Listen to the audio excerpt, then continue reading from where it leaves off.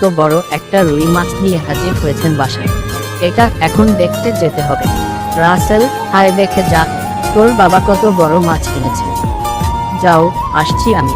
বিছানা থেকে উঠতে যাব এই মুহূর্তে। এবার ফোন বিকেলে সেন্ট্রাল গার্ডেনের পাশে দেখা করো, তোমার দেয়া আংটিটা নিয়ে যেও। কেন? বাবা আমার বিয়ে ঠিক করেছে। সত্যি? খুব খুশি হয়েছ তুমি? তোমার বিয়ে ঠিক হয়েছে আর আমি খুশি হব। কিছুই করার নাই রাসেল। কিছু বলতে গিয়েও বলতে পারলাম না, ফোন রেখে দিলি মা। আম্মু আবার ডাকতে এলো আমাকে, পেছনে পেছনে বাবাও। কিরে চল, মাছটা দেখবি। বাবার জোড়াজুড়িতে মাছ দেখতে যেতেই হলো, কিন্তু আমার কিছুই ভালো লাগছে না। বাবা মন খারাপ করলেন। আমি নিজের রুমে এসে দরজা বন্ধ করে দিয়েছি। ইভা আমাকে 299টা চিঠি লিখেছে, সব কয়েকটা নিয়ে বসেছে। রুমে আগুন জ্বালিয়ে আর একটা বেনসন সিগারেট জ্বালিয়ে একটার পর একটা চিঠি পড়ছি আমি। একটাই ওর হাসিমাখা ছবি দেখে আর পড়তে পারলাম না।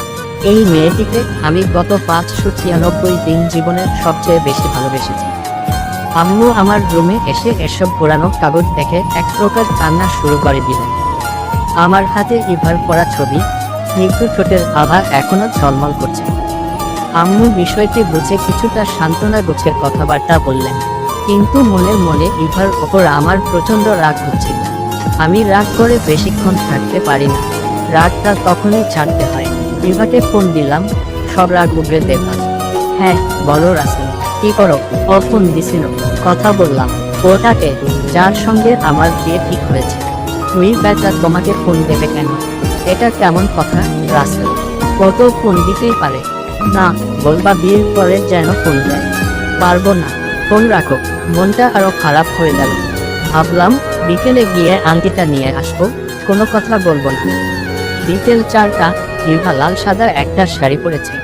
সাধারণত সে শাড়ি পরে না, আজ কেন পরলো বুঝতে পারলাম না। শাড়ি পরেছো কেন? ও পছন্দ করে, ও পছন্দ করে বলে পরেছ। আর আমি যে প্রতিদিন বলি সেটা তো শোনো না। তোমার কথা শুনবো কেন? ইভা 299টা চিঠি কি মিথ্যা? চিঠি? এগুলো ছিল পাগলামি। পাগলামি? তুমি এমন বলতে পারো না। রাখো তো তোমার প্যাচাল, এই নাও। এখানে তোমার দেওয়া আংটিটা আছে আর একটা চিঠি। এই আমার 300 চিঠি। আবার চিঠি কেন? 300 চিঠি পূর্ণ করলাম। আচ্ছা আমি যাই, আমার ভালো লাগছে না। জায়গা যাও। বাসায় এসে রুমের দরজা বন্ধ করে ইভার দেওয়া বাক্সটা খুললাম। একগাদা গোলাপের পাপড়িতে ভরা বাক্স। চিঠিটা হাতে নিয়ে পড়তে বসলাম। এই যে আমার বোকা বাবু, আমি বললাম আমার বিয়ে ঠিক, আর তুমি সেটাই বিশ্বাস করেনি। আমার ভালোবাসা কি এতই সস্তা? আমি ভালোবাসি তোমাকে, বুঝেছ বোকা বাবু? আমি একটা পরীক্ষা করলাম। আমার বিয়ের কথা শুনে তুমি যদি আমার চিঠিগুলো পড়িয়ে ফেলো তবে মনে করব তুমি আমাকে ভালোবাসো। ভালোবাসার মানুষের স্মৃতি ধরে রাখাটা ভালোবাসার একটা অংশ। আমি আসছি চিঠিগুলো দেখতে। আম্মু আমাকে ডাকছে। রাসেল, কি করিস? কিছু না। ইভা আসছে, হাতে গোলাপ অনেকগুলো। যাও, আমি আসছি। আমি থামছি।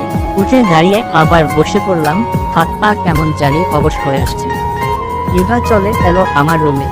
ইভা, তুমি? হ্যাঁ আমি। আমার চিঠিগুলো কই? হাতে থাকা চিঠিটা ইভার দিকে বাড়িয়ে দিলাম। আরো বাকি 299 নিয়ে আসো। আমি অবাক বিস্ময়ে ইভার দিকে তাকিয়ে আছি। তবে কি আমি ইভাকে ভালোবাসি? ইভা আমার দিকে তাকিয়ে আসছে। রাসেল, এটা ভালোবাসা নয়, এটা আবেগ। ভালোবাসা হচ্ছে মনের ভেতর খুশি রাখা আকুতি।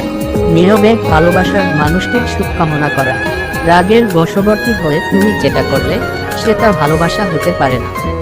আমি কিছুই বলতে পারছি না, মনের ভেতরটা হাহাকার করে উঠল। আমি বুঝতে পারছি আমি ইভাকে ভালোবাসতে শুরু করেছি, যেটা শুধুই ভালোবাসা। এখানে আবেগের স্থান খুব অল্প, কিন্তু ততক্ষণে অনেক দেরি হয়ে গেছে। ইভা চলে যাচ্ছে, এই বুক খালি করে দিয়ে দূরে, অনেক দূরে। ভালো লাগলে চ্যানেলটা লাইক, শেয়ার, সাবস্ক্রাইবার করবেন।